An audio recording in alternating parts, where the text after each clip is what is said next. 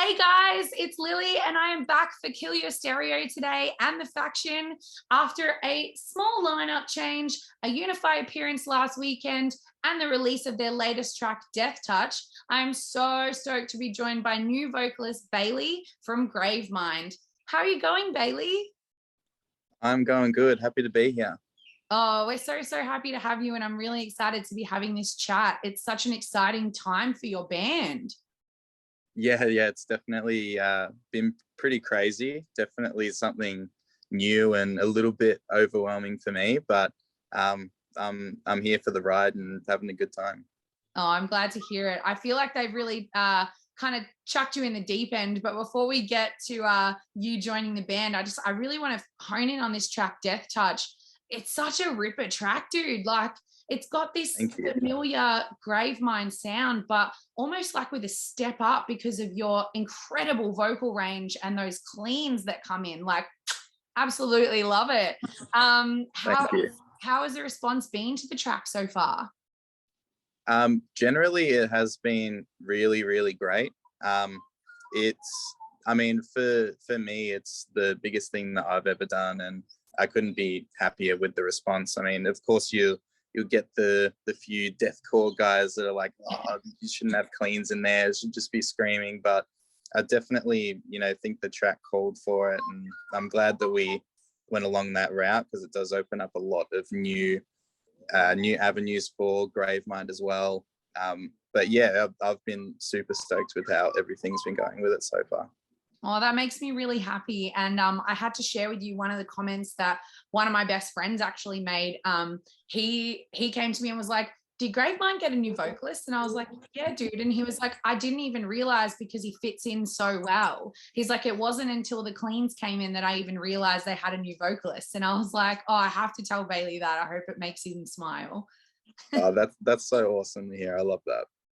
I guess there's got to be a level of nervousness when you're joining an existing band, especially a band like Gravemind that's just kind of propelled to the top really fast. There is so much hype around these guys. I guess, like, how is it going for you so far? I mean, for me, it's been a welcome change, to be honest. I've been, slogging around in smaller metal bands around the scene for a while now, and jumping into something that's extremely organized, and everyone's got their head in the game, and just having everything planned out and not having to worry about so much, just worrying about making the music, I think has been super awesome for me. It takes a lot of stress off my shoulders, and just allows me to focus on writing and making demos and recording eventually. And yeah, definitely a step up from being in a frantic little deathcore band, having to worry about time constraints and money and everything like that. It's just been really crazy, but also really good too. And how did this happen? I'm sure you've probably explained this before, but you've been in the scene for a while. Gravemind have been, around for a while. How did 1 and 1 equal 2 here? How did it happen? Yeah, so after their vocalist departure, they did make like a post for auditions for trying out for the new vocalist for Gravemind. I wasn't really doing much at the time, and I thought, I'll give it a crack. I honestly wasn't really expecting too much to come out of it. I was just more than not doing it for fun at the time being, just seeing where it went, and got through to round 2. The round 2 audition was actually with Deathtouch, and it was writing and doing everything for that. So basically what Deathtouch is now is pretty much what I auditioned with, and they were really happy with it, and I got the job out of it. So oh man, super stoked with that. I think I'm not the only one who's also incredibly stoked about it, dude. I have to ask, like, being in sort of deathcore bands like you mentioned before, were you a fan of Gravemind prior to joining? Yeah, I was definitely a fan. I wasn't like a super fan or anything.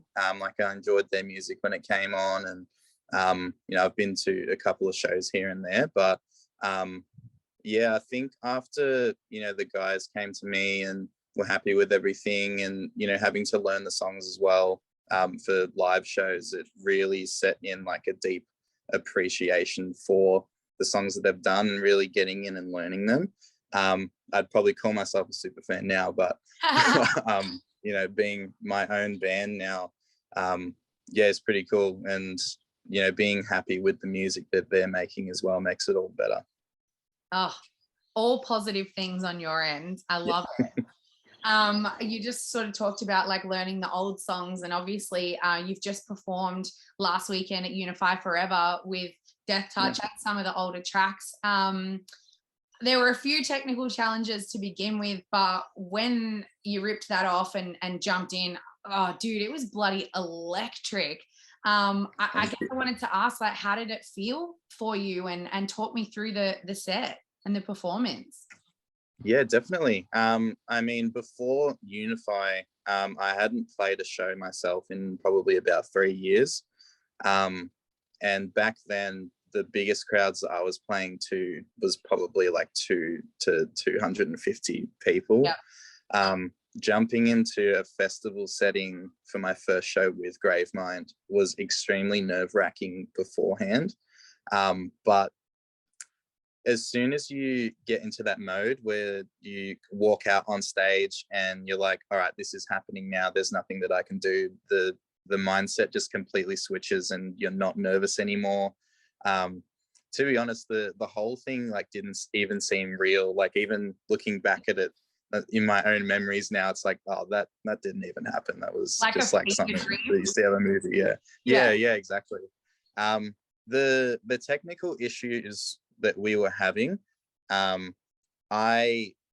think I was just kind of in that mindset the whole time, like, everything's fine. I don't want to, look like I'm upset or anything. It was definitely like upsetting when it was happening, and it was pretty scary too, being in front of like maybe 3,000 people and not being able to play songs, and I just have to like try and talk and talk people through it. Very yeah packed. But yeah, as soon as we were able to start playing again and everything seemed fine, there was a part in one of the songs where the issue kept happening, and then as soon as we got past that, I think there was just a collective sigh of relief from everyone, and we got to play the songs and everything just went smoothly from there. Oh, like I said, dude, as soon as that was sorted and you ripped into it, like electric, like the whole thing. And I think for me, like, knowing a bit about the band and sort of following them for a while, the most beautiful part from a viewing perspective was watching how much everyone just received you so positively. That was awesome. Feeling. Have you been to Unify Festival before? Was it your first time? And talk to me about the weekend for you in general. Yeah, that was actually my first Unify as well. So it was all a very, very big weekend for me. Yeah. I'm glad that we got to perform on the Friday, because once that was done, then we didn't have to worry about anything else, and we could just all have a good time. Which we all did on the Saturday. We all ran amok around the grounds on Saturday. Yeah. It was a long day, like 10:30 till like 1 a.m. Holy moly. Yeah. Saturday was pretty crazy, but yeah, the whole experience to me, I mean, I've never been to a festival that was longer than like one afternoon anyway. So that was pretty crazy for me. And yeah, definitely excited to be able to do something like that again for sure, because it was amazing. Oh, I hope we see you on many, many festivals coming up, which leads me perfectly into my next question, actually. Are there any live shows that you have to look forward to and we can get fans excited about? Yeah, we have Halloween Hysteria coming up in a couple of weeks, actually. It'll be Saturday next week. Yeah, it's very soon. Yeah, which we're very excited about. Keen to get back out of Melbourne and play some shows for the interstate friends and stuff.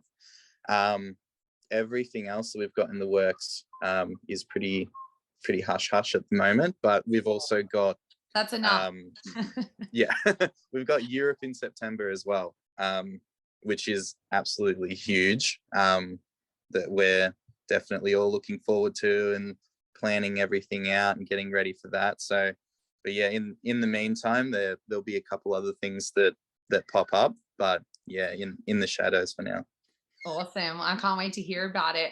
I know that there's probably not too much detail you can give on upcoming music or anything like that, but I guess any kind of vision you can let us know that we can, to get listeners and fans excited for the rest of 2022 for Gravemind. Yeah, of course. I'm not too sure what my restrictions are that I'm allowed to give. I don't want to get anyone in trouble.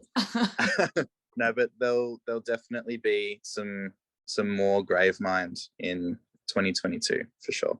Awesome. That's probably all that I can give safely. That is enough for our fans. Trust me, I know what it's like. All of my friends are number one seat on the gravy train, so I totally get it. That's going to send people wild. Yeah, awesome. Well, I'm so excited to have you a part of this band. I can't wait to see what the future holds for Gravemind 2022 and beyond.